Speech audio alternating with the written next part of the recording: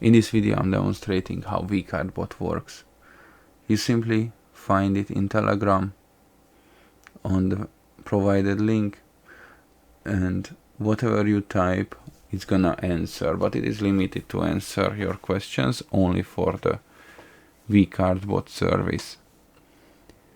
This is mainly useful when you don't want to type in data from business cards. So you scan the business card and you upload it through the Telegram bot, and it's gonna answer you with a VCF file, which is actually a vcard file that you can right away save into your phone.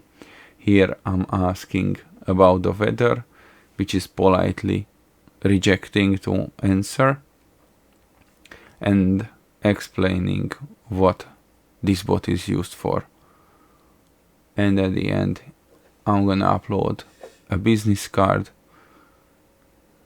with my data, and then as the answer I'm gonna get the vcard file, which I can save with just one click.